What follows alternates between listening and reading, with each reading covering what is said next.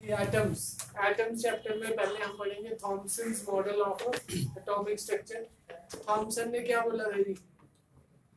ये जो हमारा एटम है वो बेसिकली एक प्लम पुडिंग मॉडल है या वाटरमेलन की तरह है, जिसमें पॉजिटिव चार्ज क्या है, यूनिफॉर्मली डिस्ट्रीब्यूटेड है, और नेगेटिव चार्ज सीड की तरह है। नेगेटिव चार्ज क्या है? सीड की तरह है। ठीक है जी। पॉजिटिव चार्ज वाटरमेलन में जो है सारा, और पॉजिटिव चार्ज क्या है, यूनिफॉर्मली डिस्ट्रीब्यूटेड है, और नेगेटिव सीड्स की तरह है। उसको क्या बोलते हैं जी? Thomson model of atom. अब मेन टॉपिक आते हैं Rutherford alpha particle scattering experiment. पहला मेन टॉपिक क्या है? Rutherford alpha particle scattering experiment. हाँ जी, रदरफोर्ड ने क्या कहा था जी? रदरफोर्ड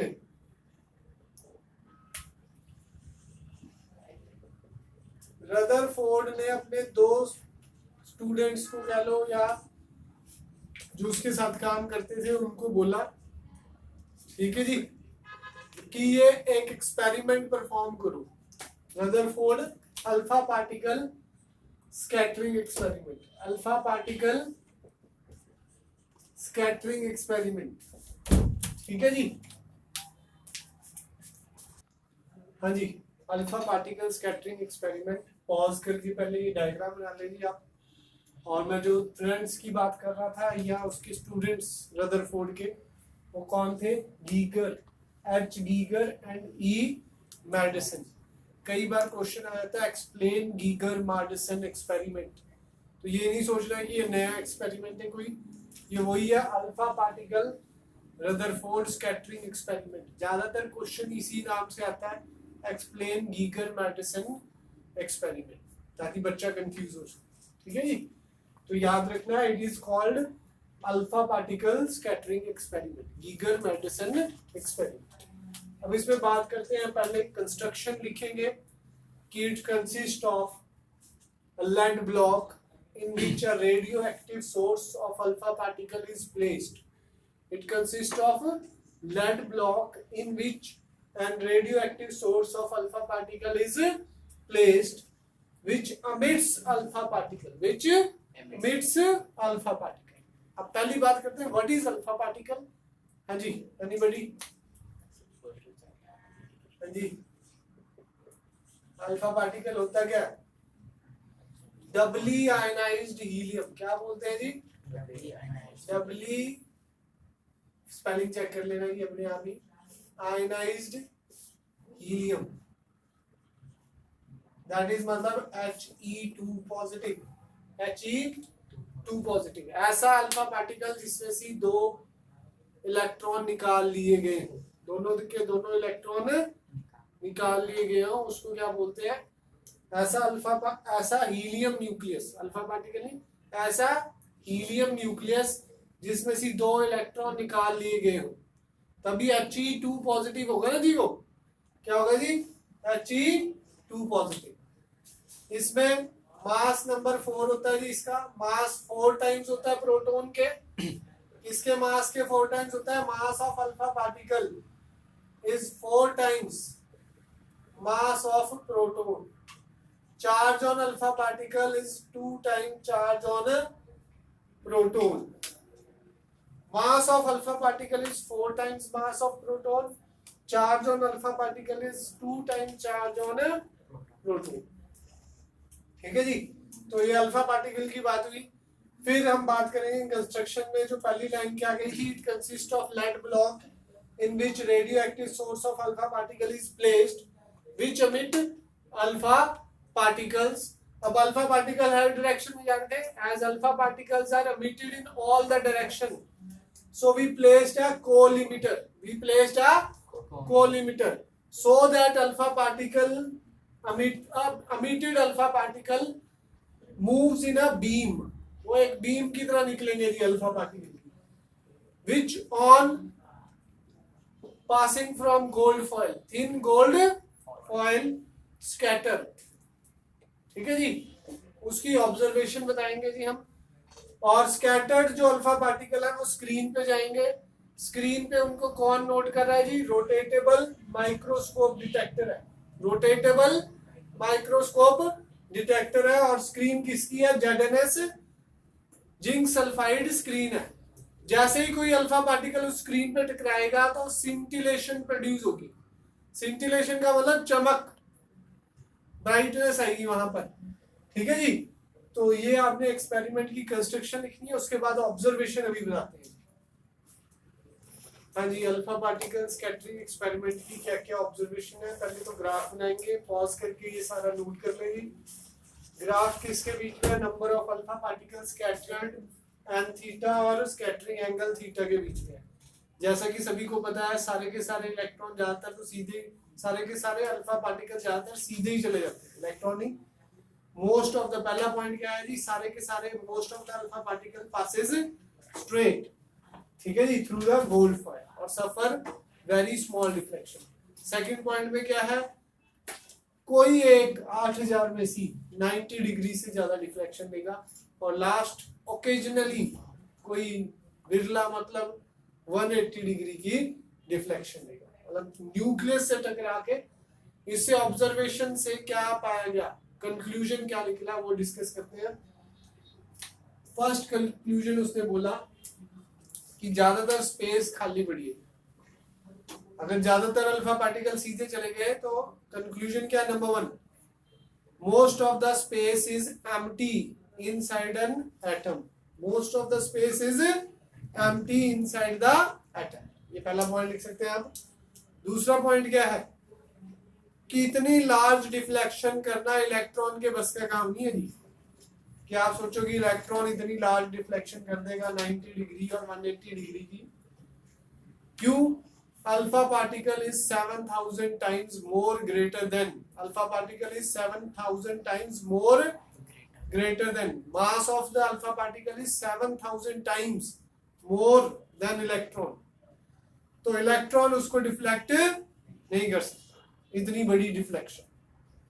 तो क्या उसने कंक्लूजन दिया कि सारा का सारा मास और सारा का सारा चार्ज, पॉजिटिव चार्ज, एक पॉइंट पे क्या है जी? कंसंट्रेटेड है। That point is called nucleus. तो न्यूक्लियस की डेफिनेशन क्या है? All the positive charge and all the mass of an atom is concentrated at a point called nucleus. और जिससे टकराने के बाद अल्फा पार्टिकल इतनी ज्यादा डिफ्लेक्शन कर रहा है। ये तीन कंक्लूजन क्या है? पहला, most of the space is empty inside an atom, ज्यादातर जगह खाली पड़ी है। दूसरा पॉइंट कि इलेक्ट्रॉन के बस का नहीं है कि इतनी बड़ी स्कैटरिंग कर दे या डिफ्लेक्शन कर दे, किसको?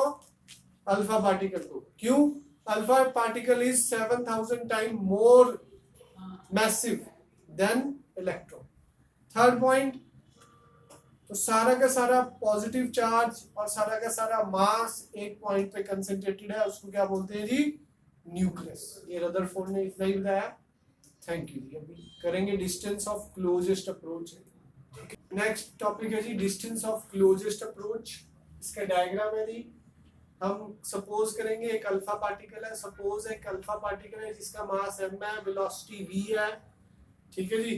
और central line of the nucleus पे चल रहा था जी वो। This is called central line of the nucleus. Diagram में वैसे बताने की जरूरत नहीं है, हमने थ्योरी में लिख रहा है तो बता, आप लिख सकते हैं जी। बिल्कुल central line of the nucleus पे चल रहा है जी। बिल्कुल मतलब बिल्कुल टकराएगा मिडल में। इसको बोलते हैं central line of the nucleus. जिस लाइन पे ये चल रहा है जिसमें वो बिल्कुल सेंटर पे जाके टकराएगा, ठीक है। तो क्या लिखेंगे जी? इनिशियली उसकी किनेटिक एनर्जी है हाफ mv²। जैसे जैसे as it move towards the nucleus, English में बोलेंगे तो as it move towards the nucleus its kinetic energy gets converted into potential energy.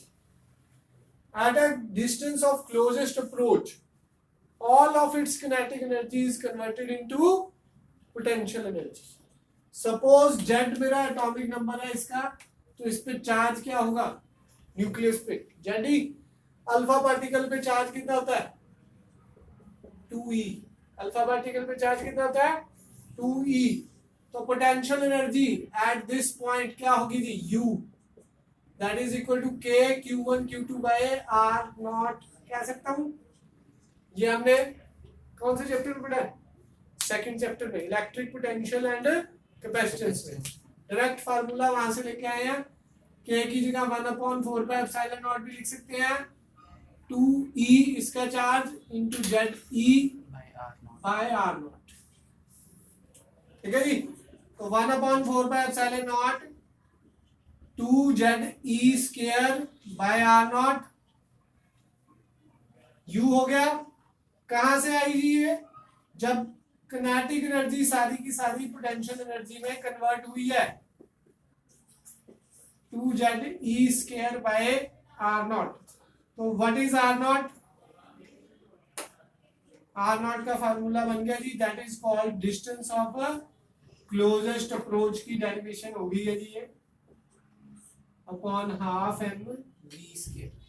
R not को ऊपर ले गए जी और हाफ mv² को नीचे ले आए। बस इतना सही रिलेशन है। कंसेप्चुअल क्वेश्चन बन सकते हैं कि किनेटिक एनर्जी को मैंने ट्वाइस करा है तो R नॉट पे क्या फर्क पड़ेगा, न्यूमेरिकल आ सकते हैं जी डायरेक्ट, ठीक है जी। थैंक यू जी। अगला टॉपिक है इम्पैक्ट पैरामीटर।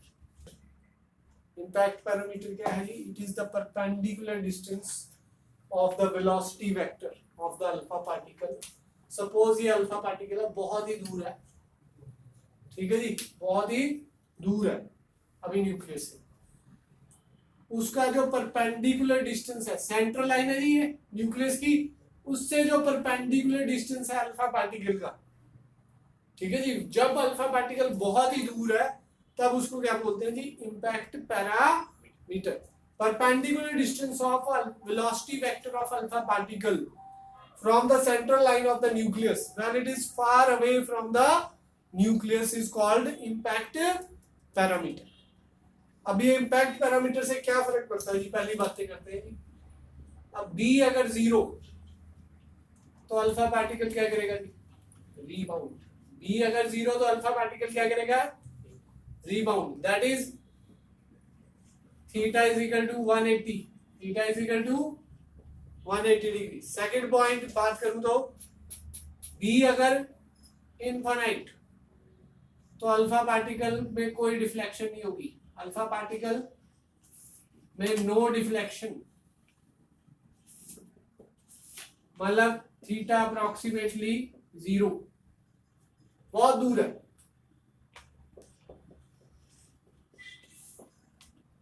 ठीक है जी। B अगर स्मॉल है